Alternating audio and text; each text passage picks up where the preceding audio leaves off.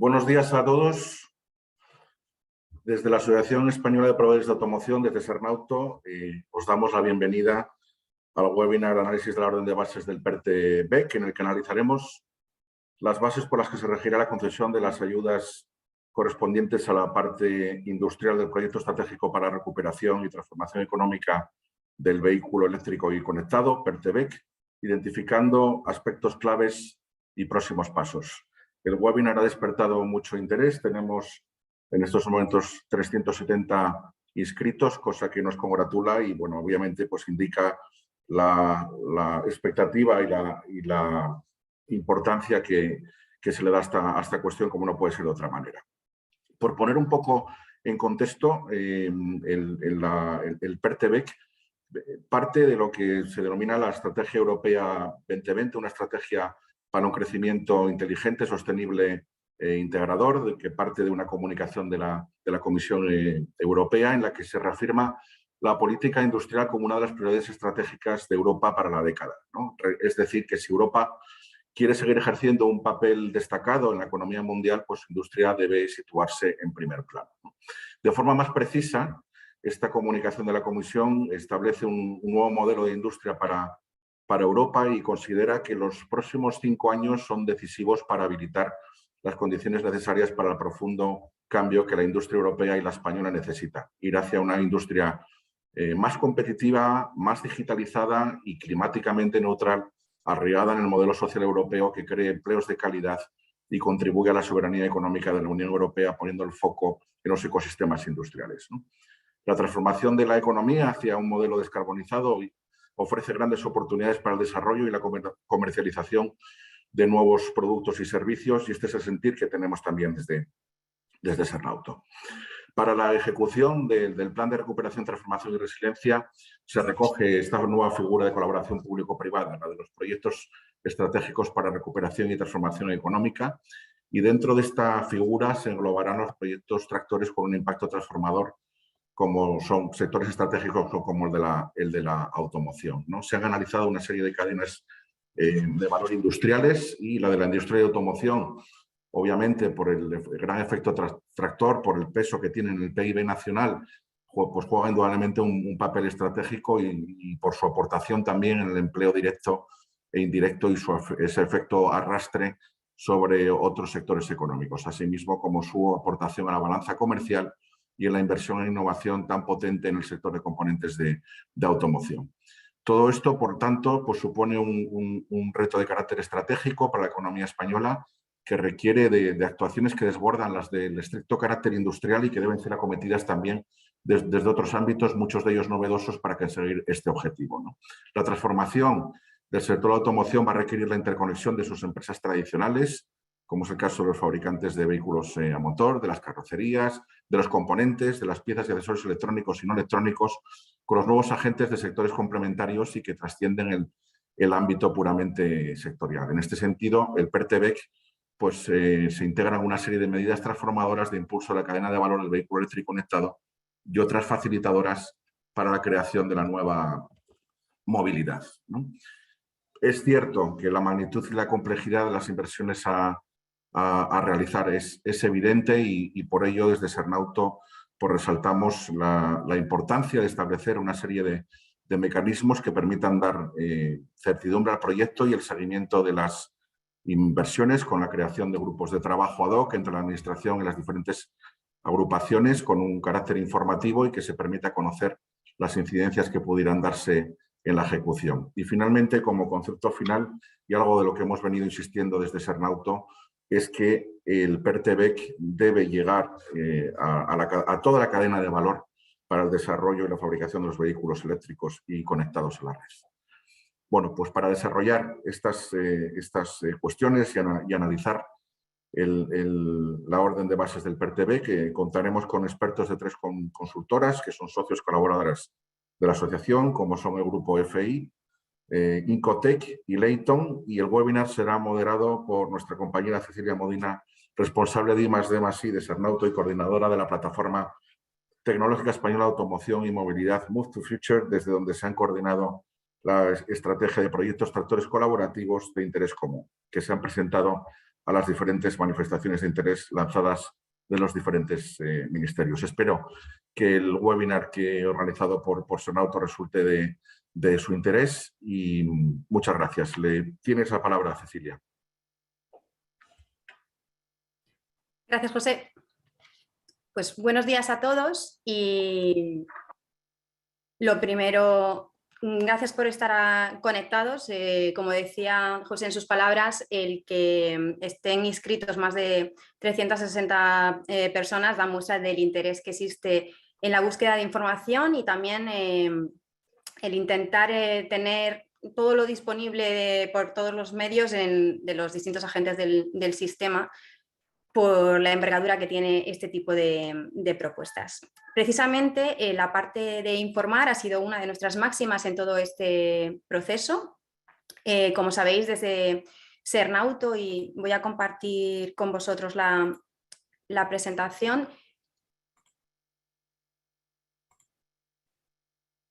llevamos trabajando en este tema, en concreto en el PERTEBEC, más de un año, y por dos razones muy importantes. Una, porque creemos que es importante que todo el sector tenga unas herramientas, ¿no? Y cuál es la mejor forma de proceder en todo este proceso, desde el punto de vista tanto de ecosistema como de estrategia país.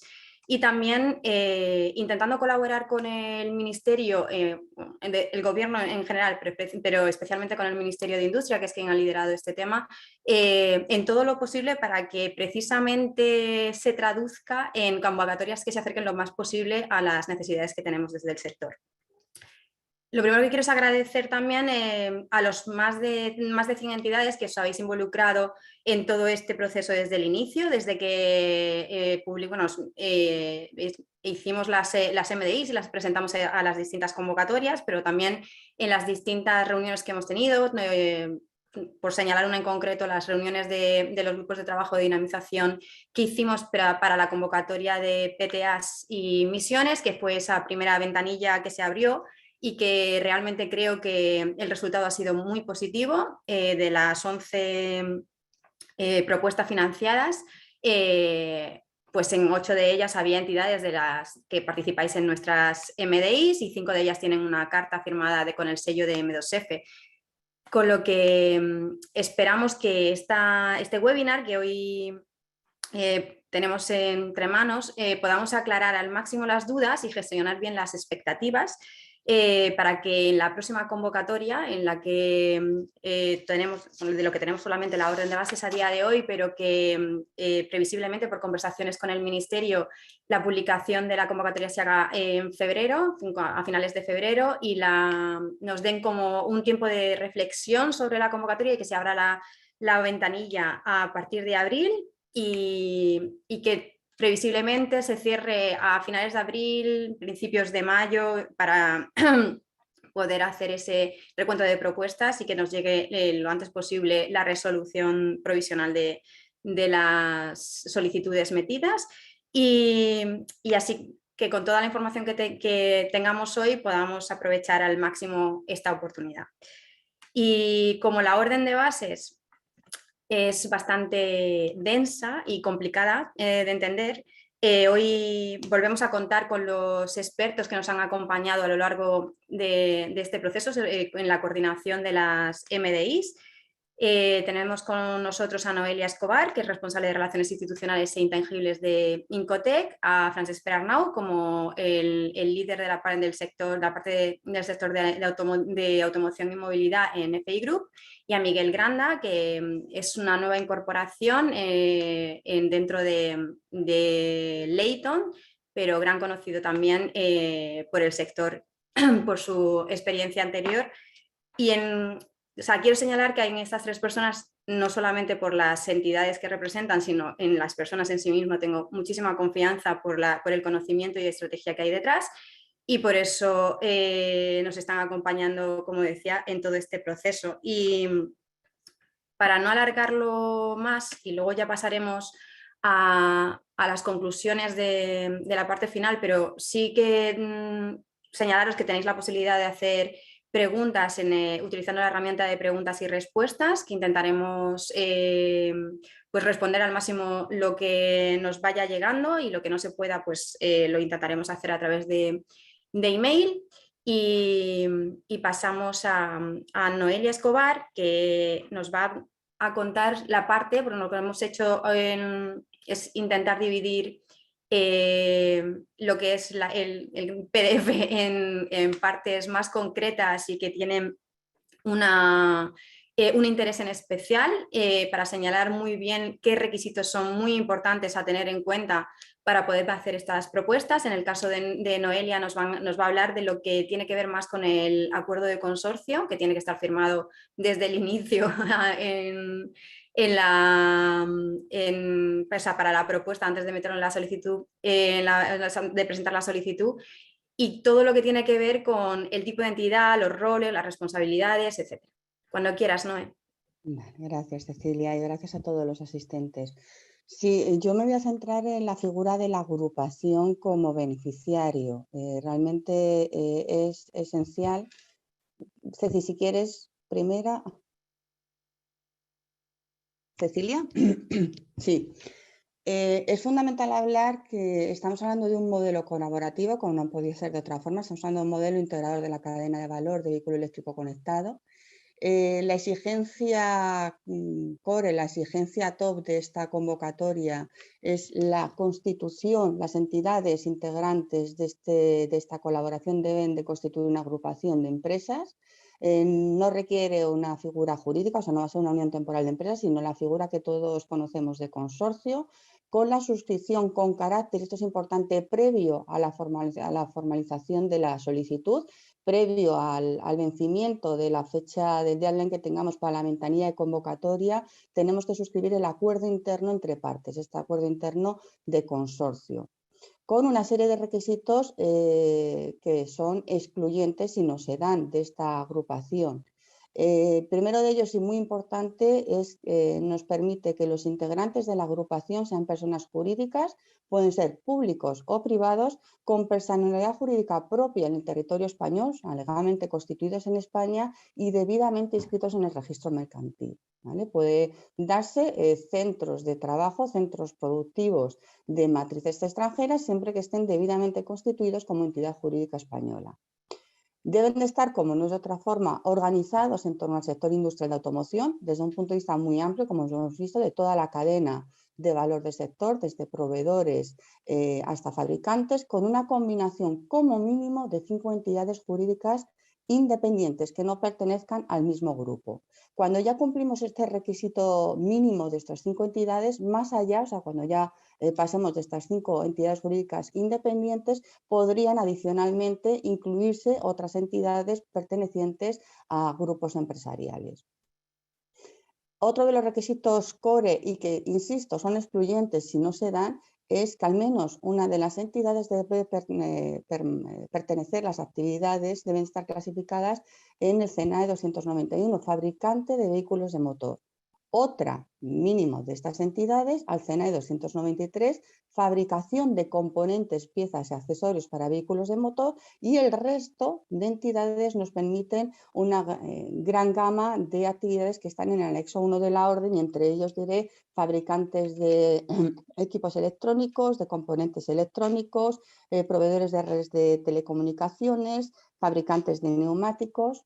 Esto entre los promotores industriales. También nos permiten, dentro de la gente del conocimiento, del proveedor del conocimiento, nos admiten CNI 72, como son servicios de investigación y desarrollo, CNI 62 N3, proveedores de consultoría TIC, y luego también valorización de residuos en los CNI 38.2, 38.3. ¿Vale? Es importante que revisemos de forma escrupulosa el anexo 1, donde nos detallan de una forma muy explícita los escenarios que se admiten. Un punto clave, e insisto, que es que todos estos requisitos son excluyentes, que un mínimo del 40% de la participación en esta agrupación, en este consorcio, deben ser pymes. Y aquí incluyo una segunda derivada, con un porcentaje de al menos el 30% de las ayudas totales del proyecto. O sea, tengo que cumplir que el 40% de integrantes de la agrupación sean pymes y que estas pymes sean destinatarias de al menos el 30% de las ayudas de la intensidad máxima de las ayudas del proyecto. Luego, muy importante, colaboración, y esto es una exigencia de al menos un proveedor de tecnología y o conocimiento, que entraría en este punto, al menos un agente de conocimiento tiene que entrar en la agrupación como integrante, como partner, con la capacidad técnica y organizativa suficiente, o sea, con la acreditación suficiente para realizar las actividades de investigación, desarrollo e innovación de la propuesta. Y la implantación al menos en 2 comunidades autónomas diferentes. Sí, como hemos visto, los requisitos que hemos comentado son excluyentes. Ahora vamos a decir qué entidades no podrán ser beneficiarias, aquellas que tenemos que tener ojo de no caer en ninguno de los requisitos de incumplimiento. Van a ser esencialmente 2 y seguramente todos los tenéis muy claros porque son las que se repiten en cualquier convocatoria pública de concurrencia competitiva. Aquellas entidades en quienes concurran alguna de las circunstancias detalladas en el artículo 13.2 de la Ley General de Subvenciones, la 38/2003, y entre los motivos esenciales se encuentran, y he destacado los más importantes, haber sido condenado mediante sentencia firme a la pena de pérdida de posibilidad de obtener subvención o ayuda pública, haber solicitado o declarado concurso voluntario o haber sido declarados insolventes en cualquier... Ceci, ¿te has pasado adelante? Sí, hallarse declarado en concurso, no hallarse al corriente de cumplimiento muy importante de la Seguridad Social y de Hacienda, tener residencia fiscal en un territorio que esté calificado como paraíso fiscal y no hallarse al corriente de pago de obligaciones en reintegro de subvenciones. Y por último, muy importante, que la empresa no se encuentre en situación de crisis. Siguiente. Cada entidad, aquí es muy importante, la figura de esta agrupación se define una serie de roles de los integrantes y concretamente se definen 3 roles muy claros que tienen que estar reflejados tanto en el documento que va a regular las reglas del juego, el acuerdo de agrupación de consorcio, como en la formulación de la solicitud de ayuda. ¿Qué roles tenemos? Promotor industrial, son las entidades que vayan a llevar a cabo las actuaciones de inversión específicas en su establecimiento industrial y aquí, como hemos visto, esos promotores industriales admiten, son esos CNEs obligatorios como fabricantes de vehículo o fabricantes de componentes para el vehículo, así como una serie de servicios conexos a esta cadena de fabricación del vehículo eléctrico conectado. Luego, en segundo lugar, tenemos el proveedor de tecnología o conocimiento, donde se incorporan, puede ser tanto un centro tecnológico como una universidad, un organismo público de investigación y otras entidades o empresas que proporcionen este conocimiento, este background, esta tecnología necesaria para llevar a cabo alguna parte de la propuesta de estos proyectos primarios que impliquen siempre a más de un promotor industrial. Y luego tenemos la figura del líder, que aquí lo llaman este interlocutor con la administración, que es esta entidad que designamos dentro de la agrupación como responsable de canalizar con la agrupación, entre la agrupación y la administración competente, el Ministerio de Industria, las relaciones y la comunicación que se den en cada una de las fases de la convocatoria y a futuro o posteriormente en el proceso de gestión del proyecto. Aquí es importante que los roles de promotor industrial y proveedor de tecnología pueden ser asumidos por más de una entidad, debiendo responder en ambos casos a una serie de actividades que se detallan en el anexo 1 de la orden y con al menos es importante, y esto es la letra pequeña que a lo mejor es destacable, a veces no leemos, nos exige una serie de antigüedad histórico. De 3 años en el caso de promotor industrial y de 2 años de experiencia en el caso del proveedor de tecnología o conocimiento. Es importante, como no cabe otra forma, que solamente haya un líder de la agrupación, un interlocutor válido entre la agrupación y la administración competente y el Ministerio, en este caso el Ministerio de Industria, que podrá ser o un promotor industrial o podrá ser un proveedor de tecnología o conocimiento.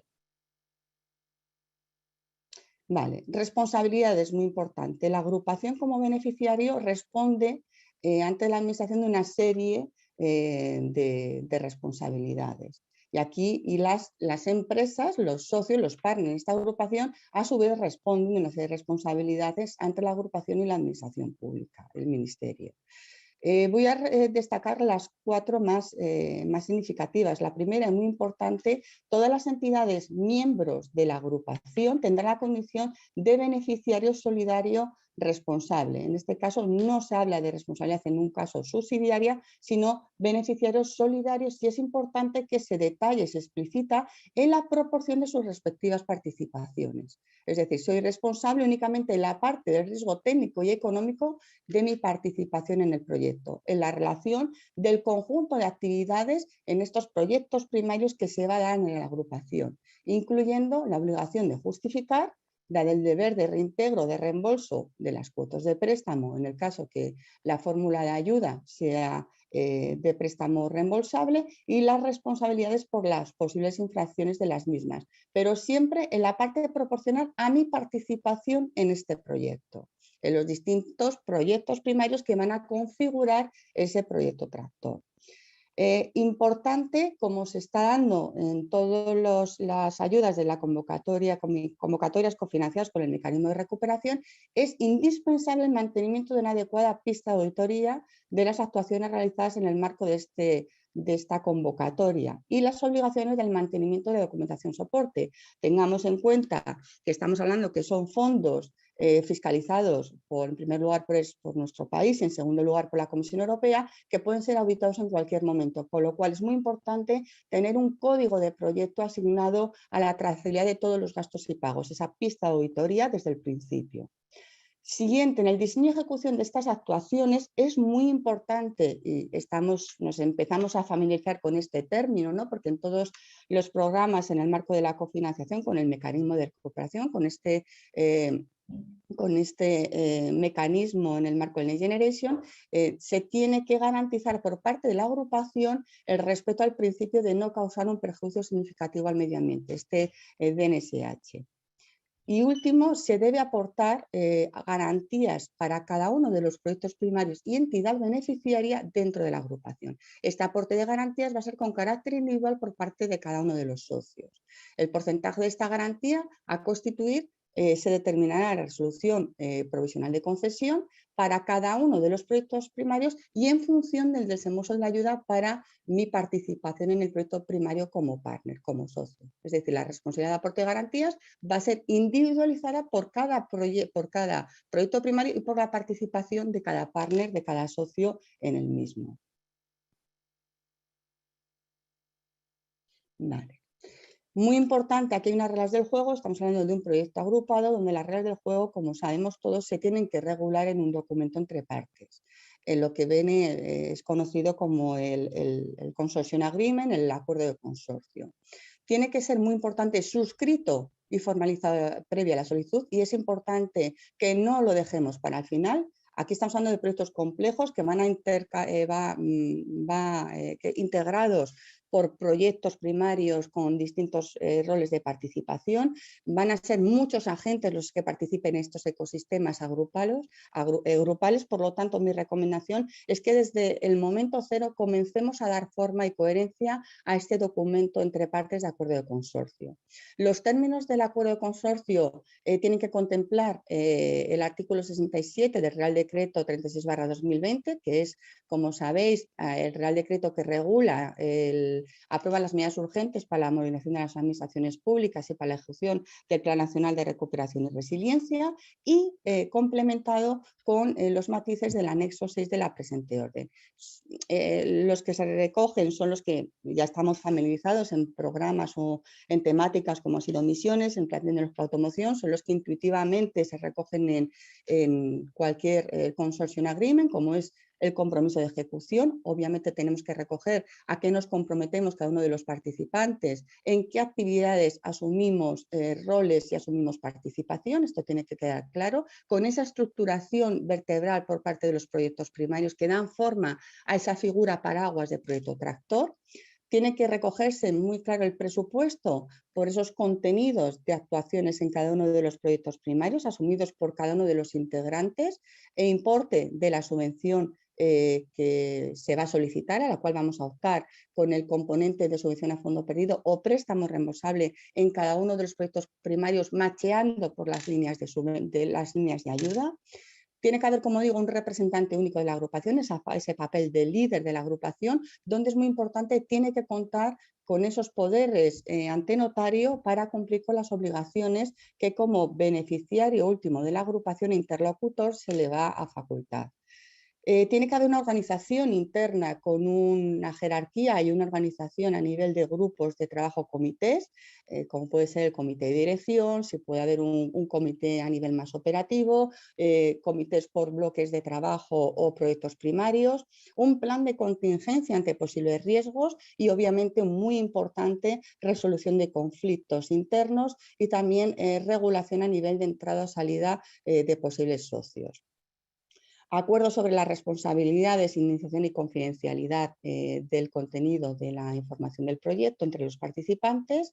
Muy importante, propiedad industrial y conocimiento sin know-how, tanto el previo que se incorpora al proyecto por parte de cada uno de los integrantes, como las medidas de protección legal o secreto industrial que se tomarán en los resultados, en los derechos que se generen en los resultados del proyecto y la explotación de los mismos.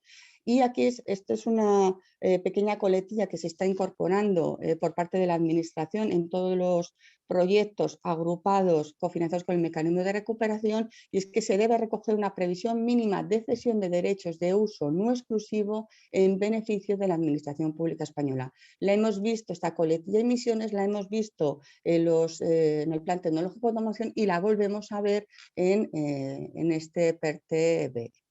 Sí. Cecilia, siguiente. Por último, muy importante, las normas de difusión, cuándo se va a poder comunicar información y cuándo no, los derechos de acceso a los resultados de esta actividad subvencionada y, muy importante y una premisa última, las normas para la disolución de la agrupación, que explícitamente se contempla que no podrá disolverse la misma hasta que haya transcurrido el plazo de prescripción previsto en los artículos de la ley de subvenciones, que es obviamente los años subsiguientes a las posibles revisiones, a los 4 años siguientes a la última certificación del proyecto, y en el caso de que la ayuda sea en forma de préstamo hasta que se produzca la amortización total. Aquí sí es admisible la subrogación de préstamo a entidad bancaria para poder quitar esta deuda y no demorar o no mantener el vigor de este consorcio durante los N años de vida del préstamo. Hay una opción de subrogación bancaria. Y aquí los destaco porque es muy importante, es un tema que también siempre dejamos para el final y somos muchos, van a ser muchas las entidades incorporadas en este tipo de proyectos, es el poder de representación para la solicitud de este líder de la agrupación, que tiene que realizarse ante notario. Al final es una operación muy sencilla, pero tiene que realizarse, y si lo dejamos para el final puede que genere problemas o que no se tenga tiempo. Por mi parte, creo que me he ceñido al tiempo, lo he intentado. Esencialmente son las partes fundamentales de esta figura de agrupación y de roles de los integrantes. Perfecto, muchísimas gracias, Noé. Yo voy a hacer titulares, voy a intentar hacer titulares de cada parte. Recordar que es obligatorio como mínimo un OEM y un proveedor en cada propuesta de proyecto tractor, que es obligatorio tener un socio tecnológico, que puede ser una empresa, y eso lo digo porque le aplican las intensidades de ayuda, o sea, todos los límites de intensidad de ayuda que contaremos en las siguientes secciones le aplicarían también a ese socio tecnológico, por lo que el resto de centros tecnológicos y universidades pueden participar, pero también pueden ser colaboraciones externas, cosa que es importante porque es subcontratación al estilo que ya estamos acostumbrados en otro tipo de proyectos. Y dos cosas a nivel financiero que me parece muy importante es la responsabilidad solidaria y no subsidiaria, que eso es una de las cosas que hemos solicitado mucho desde Sernauto, bueno, también desde la plataforma tecnológica, que se pareciera lo más posible a lo que hacemos en un proyecto europeo que a otro tipo de proyectos en los que había responsabilidad subsidiaria, y si alguien se cae somos responsables todos. Eso no, gracias a Dios esto está controlado así, y que las garantías son individuales. Creo que también es importante señalar. Pues nada, pues pasamos al siguiente punto, que para ello contamos con Francesc Pere Arnau, que nos va a hablar de lo que es Francesc, cuando puedas, si puedes, enciendes la cámara y el micro. Lo que vamos a hablar es de la estructura de proyecto y las líneas de actuación, porque como veréis es complicado, pero hay que tener unos contenidos mínimos.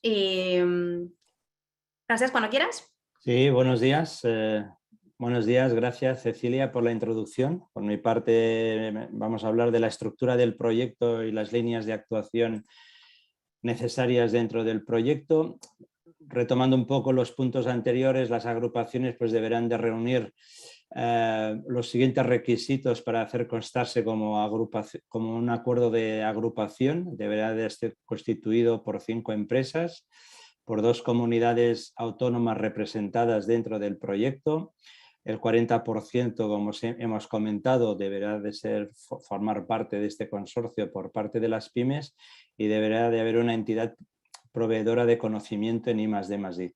Recalcar que las entidades que formen parte de la agrupación, al menos una de ellas, pertenecerá al CENAE 291, que es el de fabricación de vehículos de motor, y otra deberá pertenecer al CENAE 293 de fabricación de componentes, piezas y accesorios para el vehículo de motor. Al siguiente, comentaros que dentro de un proyecto tractor se compondrá de proyectos primarios que deberán de incluir la ejecución de una serie de bloques, de los cuales 2 de los bloques son industriales. El primer bloque industrial obligatorio, un proyecto primario, debería de haber un proyecto primario en cada uno de los bloques obligatorios, y estos son la fabricación de equipos originales y montaje, que corresponde al fabricante de vehículos, al OEM, a la fabricación de baterías o pilas de hidrógeno, de combustible, y a la fabricación de otros componentes esenciales adaptados al vehículo eléctrico y conectado.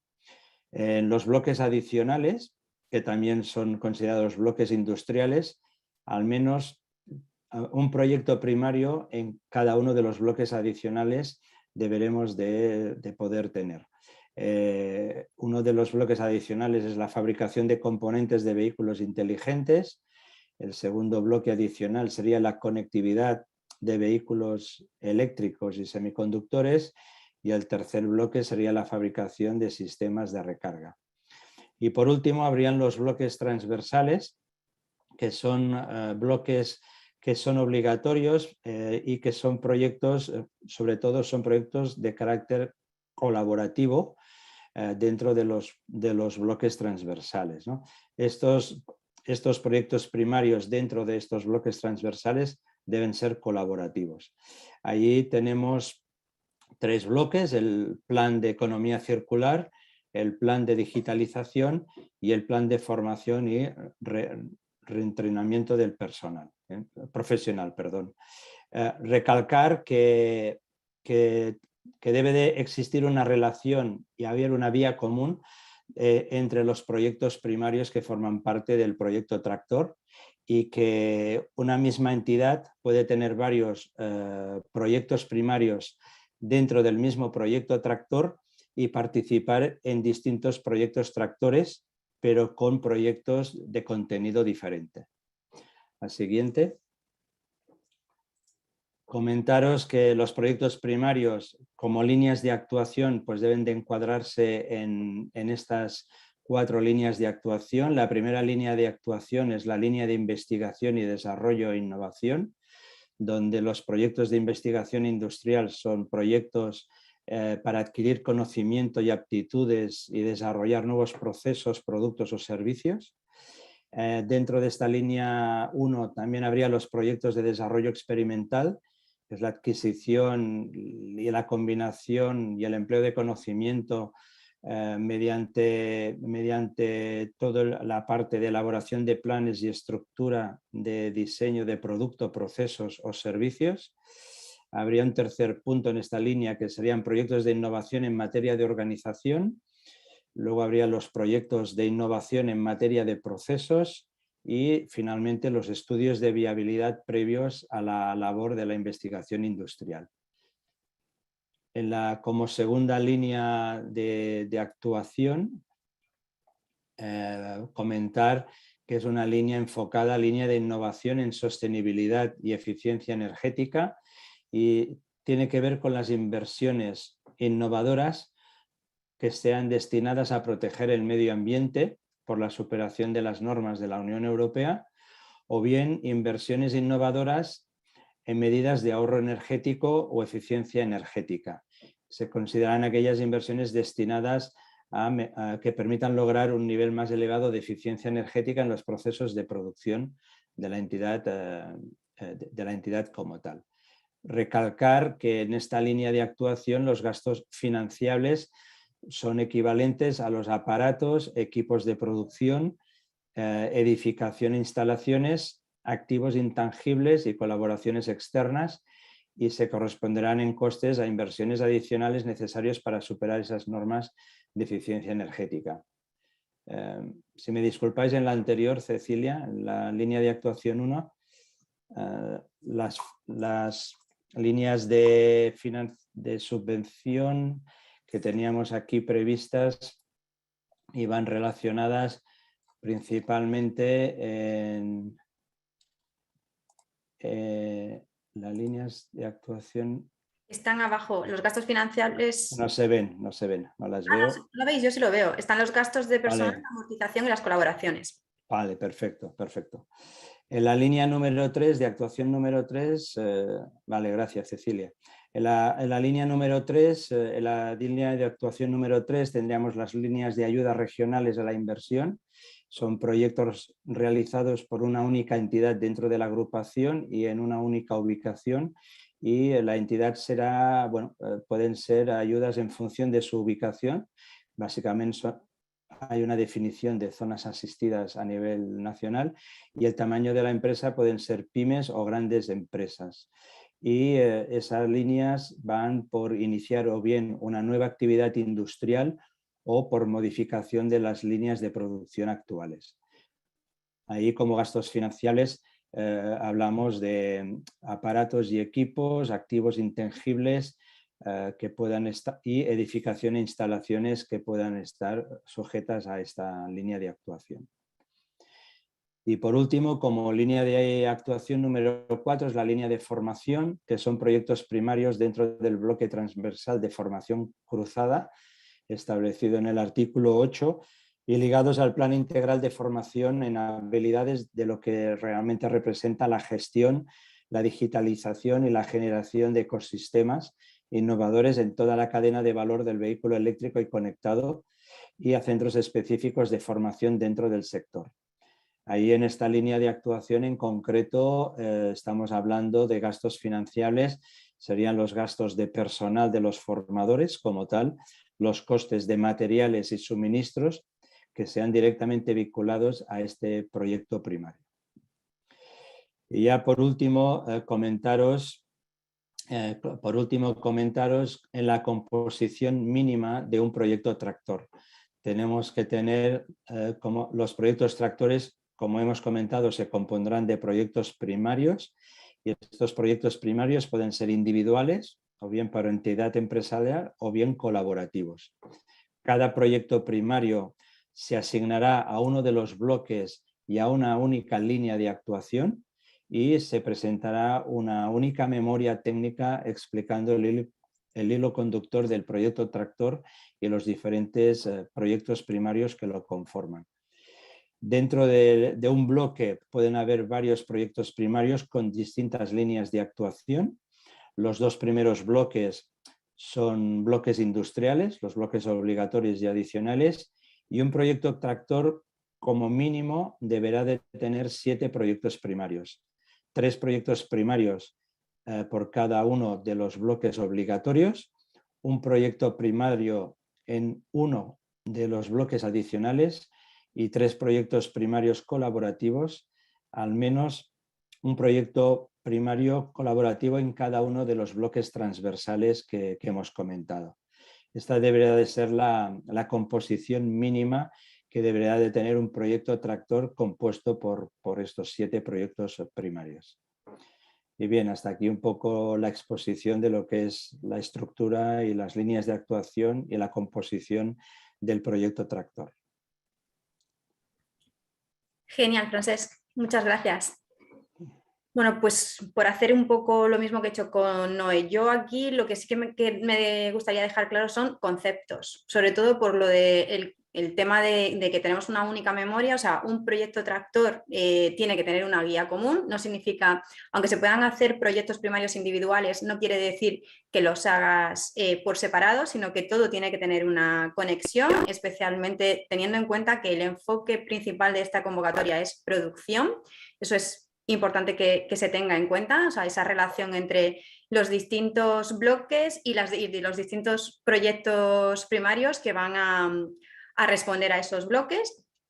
Y luego como concepto, el proyecto tractor es lo que es un proyecto y los proyectos primarios son paquetes de trabajo. Lo digo a la hora de poder explicarlo dentro de una memoria, de la memoria técnica, que es muy importante preparar bien, ¿vale? Y lo que hemos puesto sobre todo en esta diapositiva, es la composición mínima. Eso no quiere decir que no haya varios proyectos primarios sobre un mismo bloque con distintas líneas de actuación. Pero el mínimo requisito para poder entrar, o sea, para cumplir con lo que está establecido ahora mismo en la orden de bases, es que tenga que haber ese contenido mínimo en los 7 proyectos, a través de 7 proyectos primarios. Los que están relacionados a nivel industrial pueden ser individuales, pero los últimos de los bloques transversales sí o sí tienen que ser en colaboración y al menos las entidades que participen tienen que participar en uno de ellos, en los bloques transversales. O sea, que eso quede claro, porque es un sí o no para poder presentar una propuesta en esta convocatoria. Pues vale, pues pasamos a Miguel.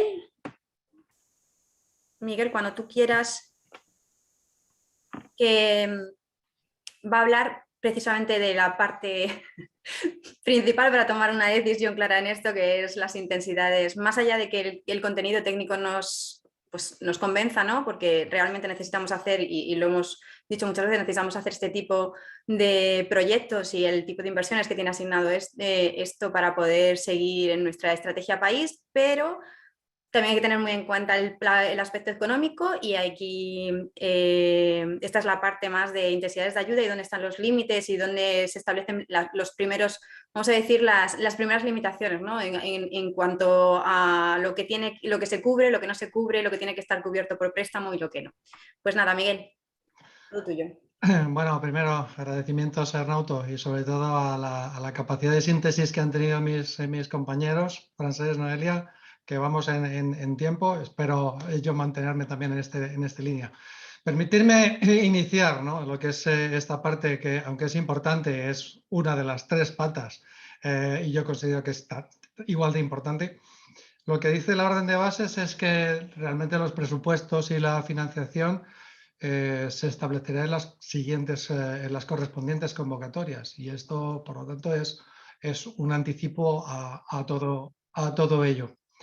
Lo que es en mi parte de presentación, bueno, pues he dejado como referencia lo que son los artículos, ¿no? Un poco para que, aunque aquí están los mensajes importantes de lo que aparece en la orden, en caso de que queráis extender o ver un poquito más en detalle, pues tengáis una ligera orientación de dónde se encuentran cada uno de ellos.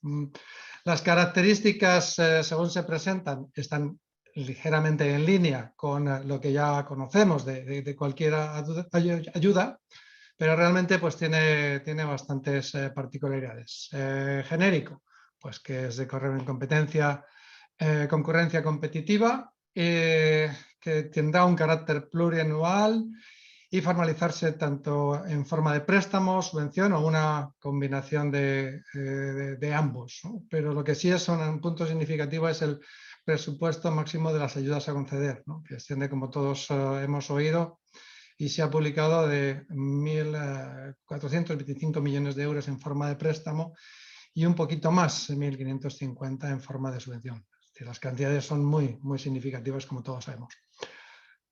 Para el sector público se priorizará fundamentalmente en forma de subvención y hasta agotar el crédito, y para el resto de entidades, empresas, se asignará en forma de subvención y en forma de crédito, siguiendo un orden de prelación de la puntuación obtenida por el proyecto tractor y para lo que dice la orden, para aquellas actuaciones etiquetadas que contribuyan a los objetivos relacionados con el cambio climático, ¿no? Bueno, pues en la orden está muy bien especificado, pues son esas etiquetas en clase A proyectos de I+D, hacia la economía con bajas emisiones de carbono, resiliencia, adaptación al cambio climático, economía circular, eficiencia energética y, como ha mencionado también antes Francesc, pues digitalización.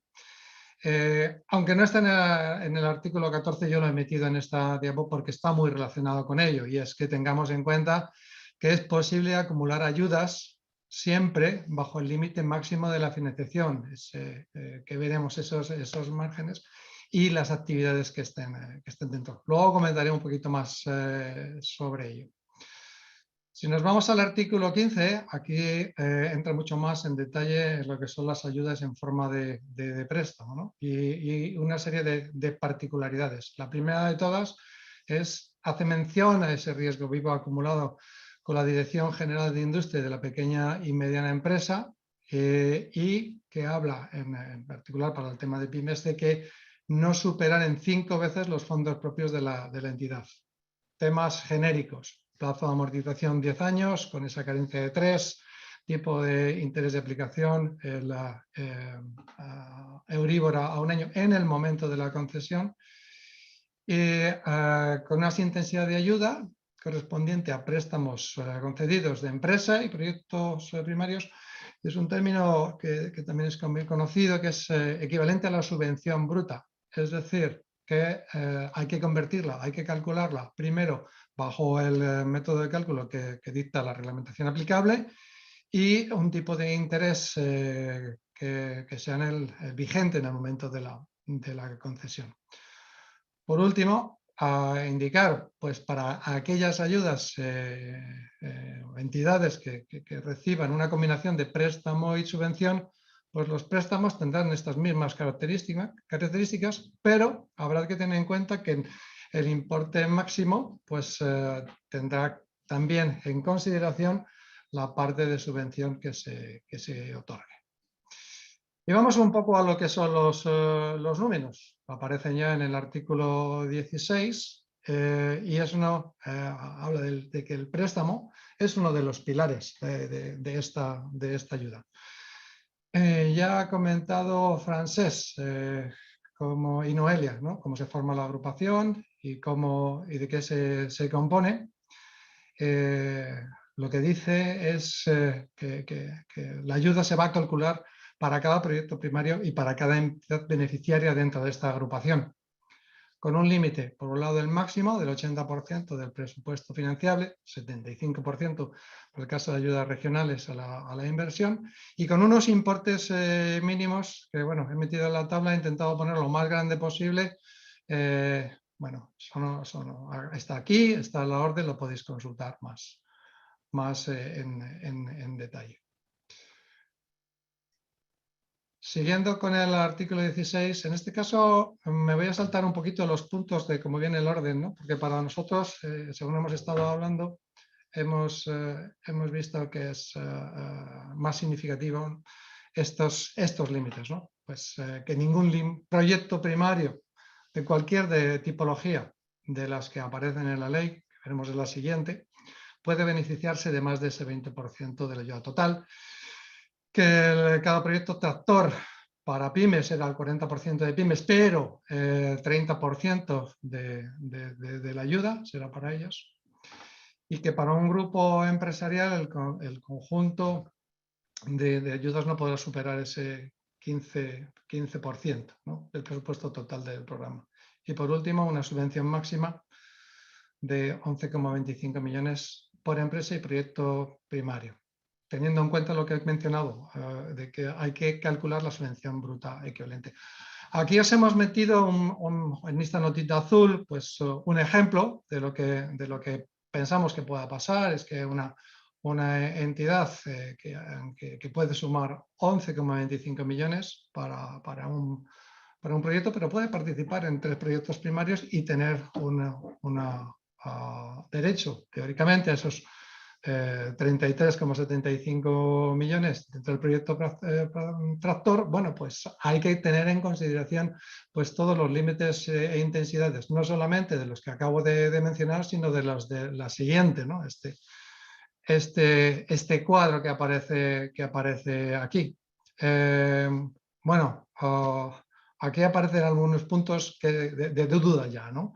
Y es el de predominantemente, ¿no? El predominantemente, pues a nosotros nos parece subjetivo, ¿no? Evidentemente entendemos que cuando se publique la convocatoria habrá un poco más de detalle en este punto de qué parte de investigación hace que el proyecto ya sea predominantemente. También hace referencia a unos límites máximos por empresa y proyecto primario. Bueno, también hay un punto que genera alguna duda todavía que está por aclarar si realmente va a ser por empresa y no solamente por ese proyecto primario. Ya os podéis imaginar, ¿no? Con todo esto hay que hacer un cálculo particularizado, un estudio particularizado para cada empresa para no sobrepasar estos límites, ¿no? Ya que puede impactar en la intensidad, ese límite máximo y o mínimo que hablaba anteriormente.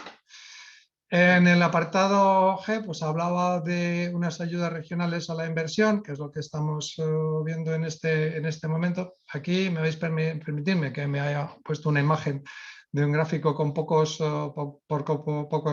números. Un poco, pues, no está totalmente identificado en lo que es la orden de bases.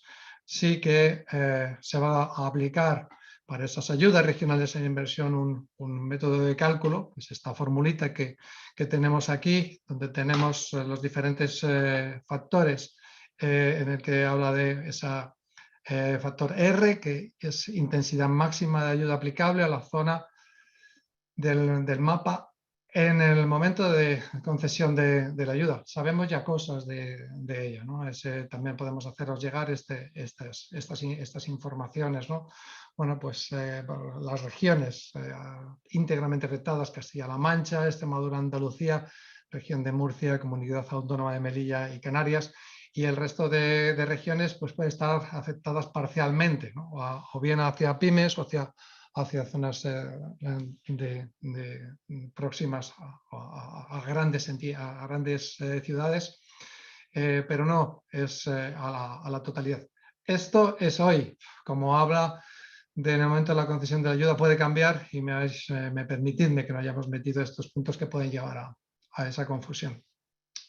Es importante tener en cuenta las opciones para grandes empresas o para pymes, ¿no? De acuerdo a una localización geográfica, a una zona asistida clasificada como A, que son las que están aquí, o para C, que son las restantes, y por supuesto tener en cuenta que para grandes empresas especialmente las inversiones financiables pueden ser cuando se localicen en estas regiones asistidas, nuevo establecimiento o modificación importante de las líneas de producción, o que realicen inversiones destinadas a la creación de un nuevo establecimiento o inicio de una nueva actividad industrial, o inversiones iniciales en favor de una nueva actividad económica.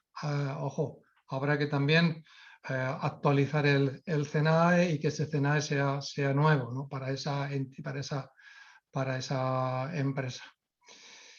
Y por último, pues también les ponemos una pequeña nota, un pequeño ejemplo, ¿no? de que pues, esa inversión emprendida por una entidad beneficiaria a nivel de grupo, pues no tiene que ser en un momento puntual cuando se conceda, sino que es en un periodo contabilizable de 3 años, ¿no? Como un proyecto de inversión y que no es que se contabilice en todo ese periodo.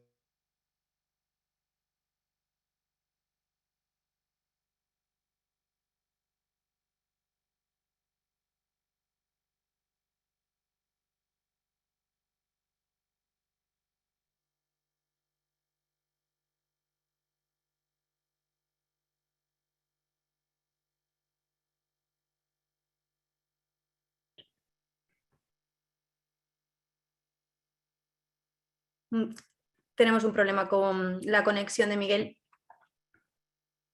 Creo que bueno, lo último que le faltaba precisamente era el tema de los límites de intensidades de las ayudas por un proyecto primario y por entidad, que es lo que estáis viendo en la pantalla. Entiendo que todos en el PDF de la orden de base lo habéis visto, hasta dónde se puede llegar. Son los límites de intensidad de ayuda normales, teniendo en cuenta TRLs y teniendo en cuenta el tipo de entidad que pueda participar en ese consorcio.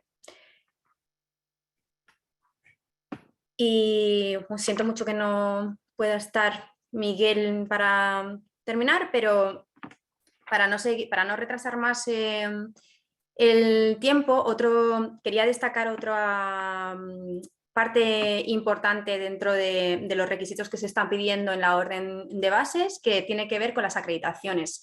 En la orden queda clara todo el tema que tiene que ver con la acreditación de los proyectos de I+D+I, que tiene que ser a través de una empresa que esté certificada en la ENAC, y también en el tema de la autoevaluación con el principio de NSH, que va a tener también una acreditación especial por parte de la ENAC y que se está trabajando ahora. Y tenemos la suerte de poder contar hoy con Raquel García, que es directora de certificación de EQA I+D+I, que nos va a poder explicar un poco más de lo que se está trabajando en este tema, aunque está claro que todavía le falta recorrido. Raquel, cuando puedas, si puedes conectar tu cámara y tu micrófono.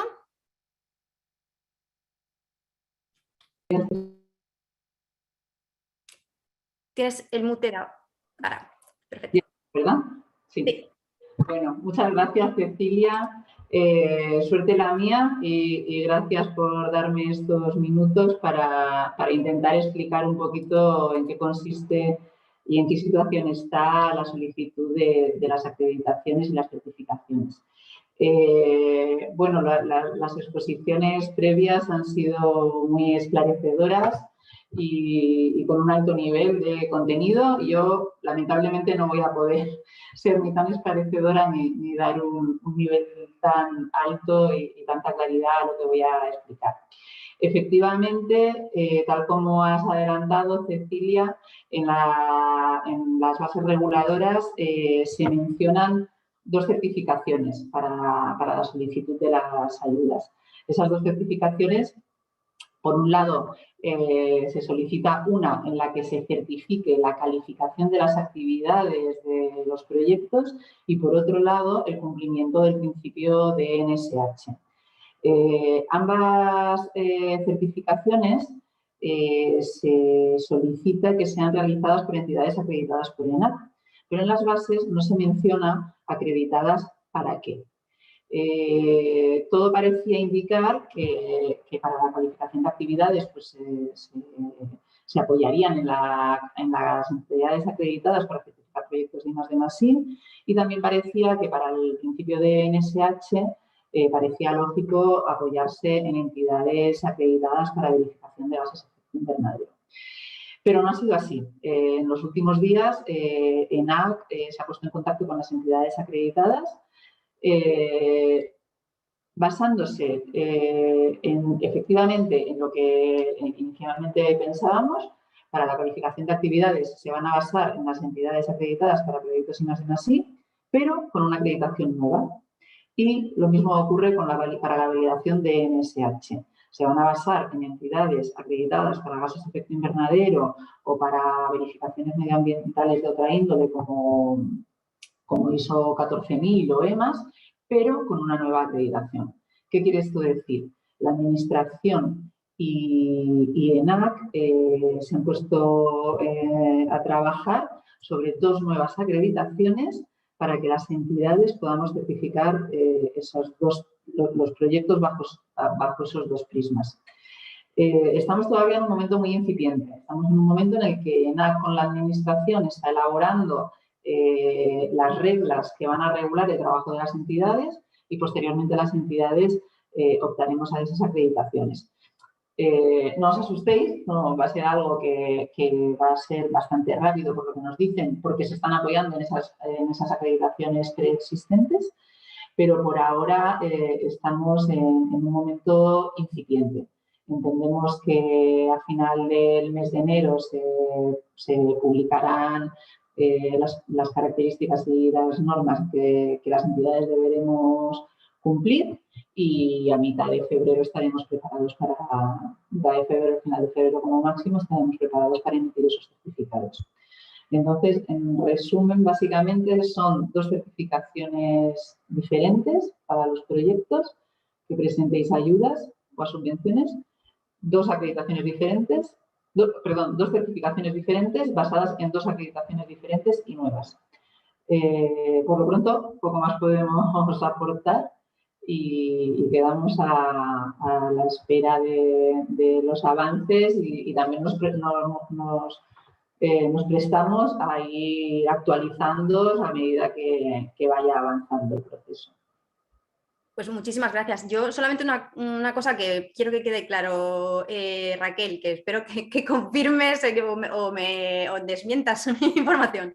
La certificación de proyectos, es verdad que estáis trabajando, pero bueno, va a ser un poco más light de lo que teníamos, por eso están intentando que sea un poco más light de lo que teníamos ahora para esta orden de bases, ¿no? Iniciar con esto, pero que sí que se espera que se pueda presentar, porque es obligatorio dentro de lo que es la propia solicitud de ayuda. Sin embargo, el de validación del DNSH, dado lo que supone y que todo es nuevo y demás, sí que se va a pedir a posteriori.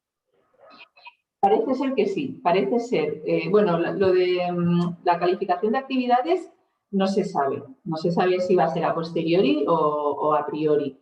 La validación de DNSH sí que nos han asegurado que en el momento de presentar la solicitud podéis presentar el contrato con la entidad certificadora, pero no hace falta aportar el certificado emitido. Y será en el momento de subsanación cuando se os requerirá aportar el certificado de DNSH. En cuanto a la calificación de actividades, no nos lo han dicho tan concretamente. Va a ser en el momento de la aportación. Los plazos, pues claro, depende un poco de cómo vayan publicándose tanto la convocatoria de ayudas como los sistemas de acreditación. Vale, pues nada, muchísimas gracias. Nada, muchas gracias a ti, Cecilia. Vale, pues pasamos, porque vamos súper tarde, pasamos a preguntas y respuestas, ¿vale? Voy a dejar de compartir un momento.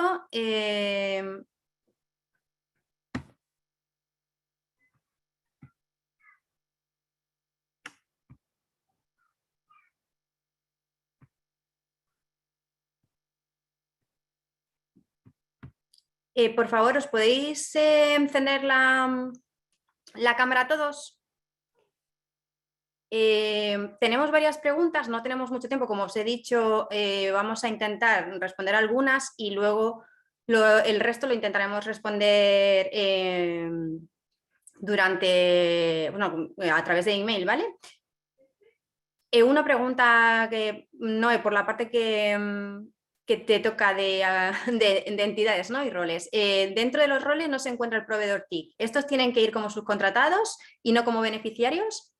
A ver, dentro del ámbito TIC sí admiten como proveedor del conocimiento los códigos de CENAE, creo que eran el 62 y 63. Entonces, por eso digo que es importante, aunque nos ve reflejados de inicio, sí ir a la lista de CENAE donde se contempla aquellos que explícitamente se recogen para promotores industriales y para agentes del conocimiento, porque son bastantes más de los que intuitivamente podemos ver. Ya os digo que todo lo que serían servicios de apoyo en el ámbito TIC estarían dentro de lo que serían proveedores, agentes del conocimiento, que son integrantes, tienen un rol totalmente activo y aparte necesario en la participación en los proyectos primarios. Podrían ser partner o podrían ir como un colaborador por debajo, como un subcontratista.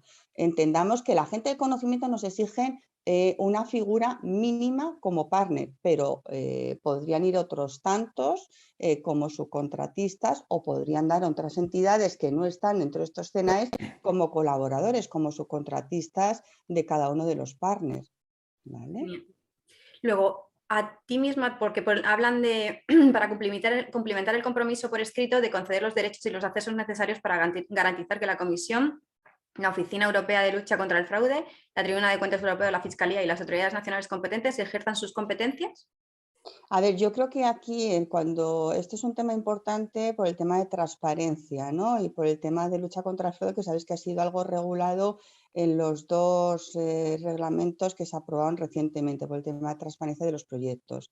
Deduzco que habrá una declaración que tendrá que ser firmada en la convocatoria, con la convocatoria.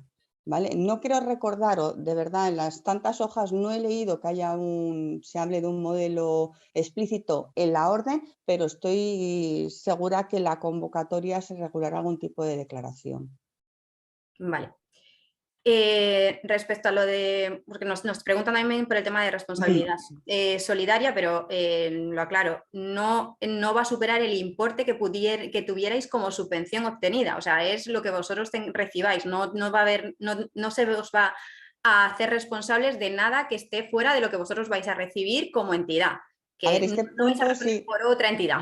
Correcto, este punto yo creo que es muy importante porque, como dice Cecilia, bueno, en algunas convocatorias nacionales consorciadas se luchó bastante con el tema de eliminar la responsabilidad subsidiaria o solidaria de forma conjunta, donde si alguien incumplía al final el proyecto tenía que hacer frente, y aquí es muy parecido, como comentamos, a proyectos europeos. Al final tú vas a responder de tu participación en el proyecto, no vas a ir más allá, ¿vale? Vale. Luego, un tema que me parece muy importante, y esto sí que es una cosa que también hemos preguntado directamente al Ministerio, porque el tema de cómo se va a hacer la evaluación, que hay algunas preguntas relacionadas con eso, hay una serie de criterios, ¿no?, de evaluación que se han establecido, que en algunos casos son difíciles de concretar. Nosotros lo que hemos pedido es que en la propia convocatoria haya una explicación, ¿no?, un texto que nos diga dónde están los límites en cada uno de los casos, pero en el caso concreto de empleo, sí decir que hay o sea, nos han hecho una aclaración de que el resultado total del empleo tiene que ser positivo. O sea, me refiero a que tiene que ser el empleo total como proyecto tractor, no se va a hacer de forma individualizada por empresa. O sea, no habrá que hacer o sea, cada uno tendrá que ver qué es lo que puede hacer, pero lo que se pide como justificación de impacto al final es que el resultado total de ese proyecto tractor, no primario, tenga un resultado positivo en la contratación de empleo, ¿vale? Es lo que tenemos ahora de información. Si alguno de vosotros tenéis algo más, por favor. No. Vale, pues preguntan si aplica minimis. No. Gracias a Dios. O sea, otro tema que están pidiendo, o sea, están preguntando es por el plan de formación, si tiene que estar ligado a los bloques obligatorios y adicionales o puede incorporar elementos adicionales. O sea, que tiene que estar ligado con los conceptos, en la formación tiene que estar ligada con los conceptos que están establecidos en los bloques. Yo lo que entiendo es que sí, pero tampoco, yo no he leído nada en la orden como para que quede clarísimo eso. Entiendo que se explicará mejor en la convocatoria, y si no, de todas formas, se intentará preguntar, porque creo que es importante también por nuestra parte pedir una cierta, más allá de la convocatoria, una cierta guía de aplicación en cuestiones prácticas, que es lo que quiero hablar también con el Ministerio. No, para casos más claros como esto, ¿no?, cuando tengamos una pregunta muy concreta para que se explique claramente, o cómo proceder, por ejemplo, si se cae una empresa, pues cómo podría ser ese procedimiento. O sea, que ese tipo de cuestiones lo vamos a intentar que esté en una guía de aplicación de la propia convocatoria, o que esté reflejado por lo menos en la convocatoria como tal. Si tenéis alguna información los demás. Vale. A ver, ¿cómo se define la aportación e inversión de los miembros del proyecto? ¿Es correcto interpretar que cada uno tendrá una participación, compromiso de inversión proporcional a la monetización del proyecto una vez que éste esté en producción?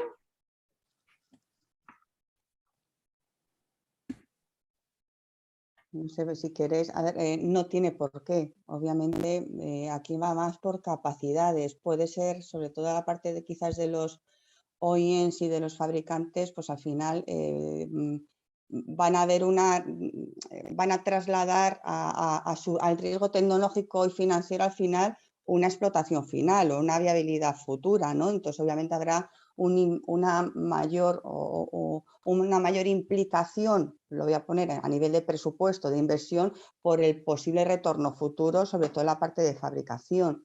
Pero yo creo que aquí también es muy importante, y aquí me retrotraigo a la figura del consorcio y de las capacidades, la evaluación financiera que se va a hacer. O sea, yo creo que es importante que la dimensión o la participación del proyecto sea también lógica en la capacidad de generar los recursos y tenga tanto recursos humanos como materiales, como generación de caja suficiente para abordar el presupuesto al que me comprometo, ¿no? Porque como veis, en la parte de la evaluación técnica es muy importante, la de impacto, pero la financiera es prácticamente la de partida, ¿no? Entonces creo que es importante por concretar, obviamente tu rentabilización futura del proyecto te va a poner, va a estar ahí, es decir, en la negociación de tu participación va a ser clave el mayor o mayor retorno, por eso vas a poner mayor o menor inversión, porque realmente es una inversión con un retorno final, sobre todo en la parte de los fabricantes. Y luego es muy importante la capacidad de recursos y en cuántos fregados te estás metiendo, ¿no? La capacidad de en X años, sabéis que estamos hablando de proyectos en ejecución en unos 30 meses, si no recuerdo mal eran 30 meses o hasta el 30 de septiembre del 25, según el que tuviese lugar antes, después de la resolución, ¿no? 30 meses después de la resolución final.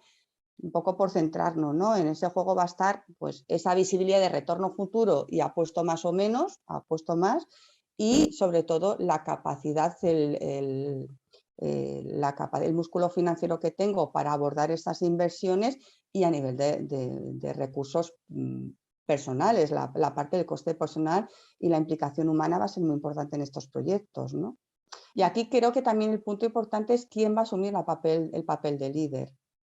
¿Vale? Creo que no es tanto el que ponga más dinero, ¿no? O el que ponga más inversión, que es importante, como el que realmente pueda asumir esa función. Tengamos en cuenta que van a ser proyectos donde van a incorporar muchísimos actores y es un proyecto complejo de gestionar, donde la vertebración de los proyectos no es sencilla, va a ser un reto. O sea, para mí esta orden en la que estamos acostumbrados a trabajar en proyectos consorcios, esta orden es un gran reto abordarla, porque bueno, el que no sea un Frankenstein, ¿no? Cuando trabajamos en proyectos consorciados, creo que un gran hándicap es que haya una coherencia en esa vertebración de proyectos primarios y ese líder de alguna forma tiene que velar también por esa gestión interna. Yo creo que es importante un core de proyecto, no exista quizás un coliderazgo abanderado por una compañía, pero está un coliderazgo en la vertebración de esos intereses de proyectos primarios para buscar ese hilo conductor de ese programa paraguas, de ese proyecto paraguas tractor, ¿no? Vale. Si a mí me permites un poco ampliar, ¿no? En todo lo que es la financiación, pues aparecen unos límites, pero aparece la figura de ese gran proyecto de inversión asociado a una entidad, ¿no? Con esos límites y rangos. Si veis en lo que es la tabla, pues en mayor intensidad en los primeros 50 millones, otra de intensidad en los segundos 50 millones y permite también la posibilidad de por encima de los 100 millones. Hablo de proyecto y entidad. Por lo tanto, ahí es como en todo lo que va a ser el proyecto, va a haber que hacer un cálculo para no pasarse de los límites totales, ¿no? Evidentemente los proyectos tractores podrán tener dimensiones diferentes, pero nunca sobrepasar esos límites que he mencionado anteriormente, pues del 20% respecto a la máxima ayuda total disponible según la orden de bases. Es decir, que yo creo que no hay nada predefinido, pero sí en la conformación de cada uno de los proyectos habrá que tener en cuenta todos y cada uno de los puntos, no solamente de esta orden, sino de lo que se publique después en la propia convocatoria. Vale.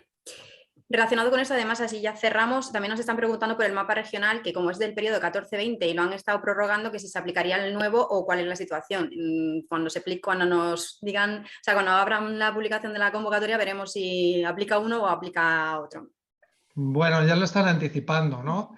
En el que esa intensidad de ayuda máxima pues se aplicará lo que esté en vigor en el momento de la concesión, o sea, no en el momento de la publicación de la ayuda. Tienes razón de que bueno, pues ha habido un histórico que han ido prorrogando. Actualmente hay un mapa actual que ya he mencionado, ¿no? Que no varía mucho del anterior, pero sí una tabla mucho más particularizada que sí diferencia un poco más entre pymes y el resto de empresas.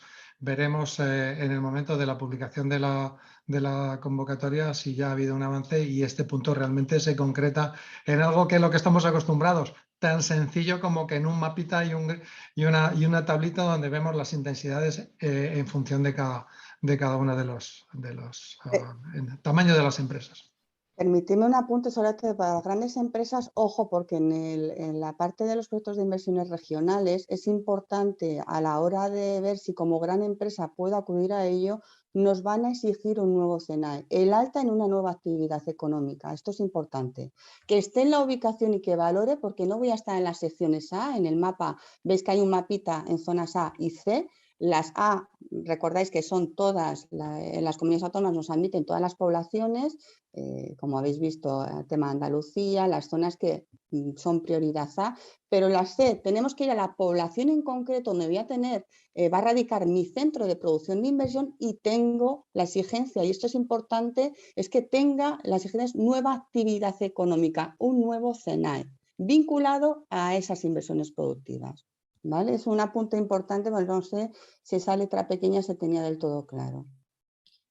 Genial. Oye, lo vamos a dejar aquí, tenemos más, pero también hay muchas que se refieren a intensidades de ayuda, por ejemplo, del socio tecnológico, que al final da igual lo que seas, no hay una intensidad de ayuda para un centro tecnológico como existe en otros, sino que aplican las mismas. Por eso es importante que sepáis que tiene que haber un socio tecnológico que eso es obligatorio. Uno es obligatorio, pero puede ser una empresa que ya le va a aplicar sí o sí las intensidades de ayuda, y luego el resto que puede participar a través de colaboraciones externas, pues a través de su contratación, como siempre. Por ahora yo tampoco he encontrado, no sé, de corregirme, límites de subcontratación, estarán seguramente en la convocatoria. Entonces, hay cosas que no podemos responder hoy, se responderán en la convocatoria. Esperemos, y si no, pues insistiremos en que el Gobierno nos dé una explicación clara en los puntos que nos falten.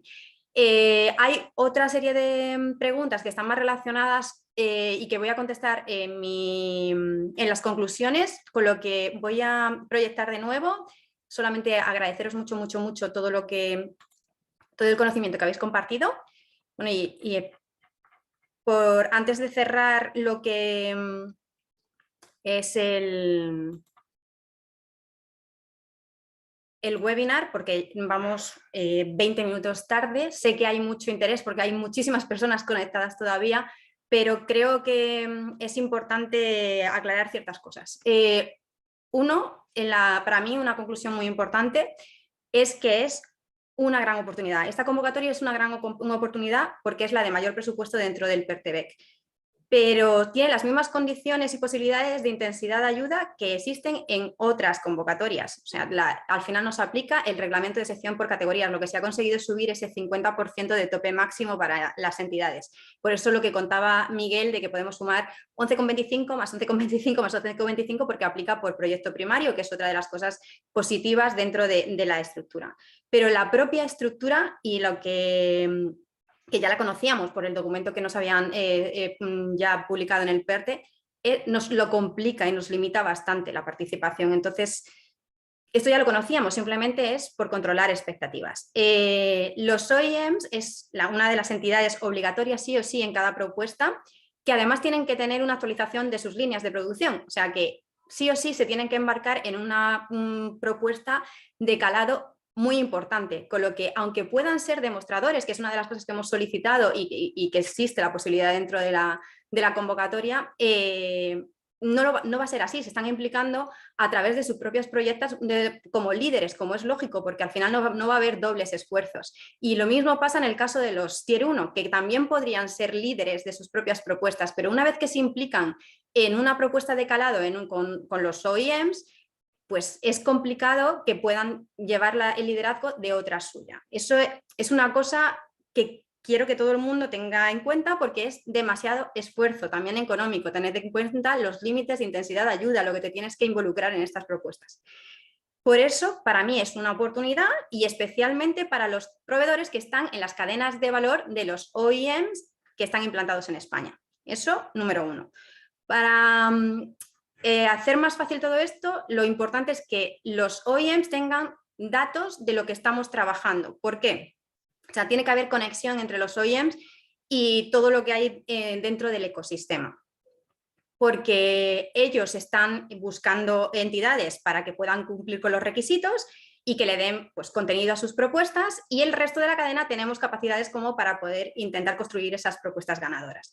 Por eso estamos preparando, que es lo que estáis viendo proyectado, la información que nos habéis ido dando cuando nos hemos ido solicitando los distintos puntos de este proceso, ¿no? Habéis compartido con nosotros dos Excels, especialmente las segundas, de donde vamos a sacar más información, para que tengan el contacto los OEMs. Como veis, lo que estamos intentando es desgranar toda la información que tenemos y hacerlo fácil en dos pestañas en un Excel, una parte que tenga que ver más con datos de contacto y que ellos mismos puedan filtrar pues, por tipo de entidad, por la actividad que hace en sí misma o por la comunidad autónoma, cosa que es muy importante porque ya sabéis que 2 comunidades autónomas tienen que estar sí o sí en la propuesta, y luego también por que luego sepan en otra pestaña las capacidades que tenemos cada uno. Porque puedan buscar y vean en qué bloque del PERTE podrían estar trabajando y los proyectos que en línea con lo que hemos presentado en las MDIs, pues hemos linkado esos proyectos de las MDIs con la relación con los bloques que están establecidos dentro de la convocatoria, y con eso que ellos tengan la información suficiente como para poder contactar con vosotros en caso de que necesiten encajar alguno de esos contenidos en sus propuestas. Hacerlo al revés es imposible, no pueden recibir 50 millones de llamadas los OEM, pero hacerlo que los OEM sean los que os llamen a vosotros, creo que es totalmente factible, y así también lo considera ANFAC. Por eso vamos a compartir estos datos con el Foro de Competitividad y el Comité de I+D+I de ANFAC. ¿Vale? Además de eso, sabéis que hicimos una solicitud de ideas de proyecto que tenemos abierto como hasta fecha límite el 21, que es este viernes, y que lo que haremos es analizar qué ideas nos entran, ya sea porque haya contenido como para poder encajarlo en las propuestas que ya sabemos que se están moviendo, o que podamos hacer el puzzle con lo que tenemos, porque ya habéis visto que esto es una especie de puzzle, ¿no? de proyectos primarios relacionados con bloques, etcétera, con lo que nos llegue, e intentando contar con algunos de los OEMs de menor tamaño que los incluidos en lo que es la ANFAC, ¿no? Que es lo que ya cumpliríamos. Relacionado con esto, destacar que si es una oportunidad todavía mayor es para las pymes, que como se ha dicho, el 40% de la participación tiene que ser por parte de las pymes y con un 30% del peso en el presupuesto total. Eso es muy importante, porque es importante que las propias pymes analicéis muy bien el interés en participar y en qué condiciones os ofrecen participar ahí. Otra limitación para mí es muchas de las inversiones necesarias, porque nosotros nos imaginamos esta convocatoria en su momento como complementaria a la convocatoria de PTAs, que nos la imaginamos también con un presupuesto superior a los 40 millones que luego salió, pero el PTAs cubría unos TRLs mínimos, o sea, pequeños, ¿no? los más bajos, y luego esta sería unos TRLs más altos con una inversión, o sea, con una parte de inversión importante, pero claro, la inversión está ligada a la financiación a regiones, con una mayor intensidad en las zonas de mayor presencia del sector, con lo que también nos complica más o nos limita esta historia. Y con todo esto, es decir que esta convocatoria, como tiene un enfoque a producción, no va a cubrir todas las necesidades que tenemos en el ecosistema. Hay muchos proyectos que no encajan, pero sí en otras convocatorias, y es que esta convocatoria del PERTE es la de mayor presupuesto, pero no es la única solución y seguimos trabajando con el Gobierno, especialmente el Ministerio de Industria, como os decía al inicio, que es quien lidera el PERTE, para que tenga en cuenta la necesidad de volver a sacar convocatorias tipo la del Plan Tecnológico de Automoción Sostenible y que la asignación presupuestaria se corresponda con lo que estamos esperando, ¿no? Para poder dar respuesta a todas esas entidades que no van a poder cumplir con sus expectativas en esta convocatoria. Este es el mapa que tenemos ahora, está abierto a que sigáis contactando con nosotros para poder incluiros en este mapa de entidades que están involucradas en nuestras MDIs. MDIs, entenderlo como grandes conceptos de proyecto que vamos a ir intentando encajar en las distintas convocatorias que vayan saliendo dentro del PERTE. Y con esto termino, solamente agradeceros muchísimo el que, especialmente a los ponentes, pues el compartir esta información, ¿no? Creo que, como os decíamos, es difícil de digerir la orden de bases. Esperamos que muchas de las dudas que tenemos todavía pues se disipen en la convocatoria y, como os decía, si no, también pediremos que haya más explicación a través de una guía de aplicación o algo parecido. Vamos a compartir con vosotros tanto el vídeo de hoy como un resumen de la presentación de hoy y nada, ánimo y estamos en contacto. Cualquier persona de los que estáis dentro de nuestros contactos que no quieran que compartamos los datos con los OEMs, por favor que se pongan en contacto con nosotros lo antes posible y los demás, pues suerte. Adiós. Cuidaros mucho.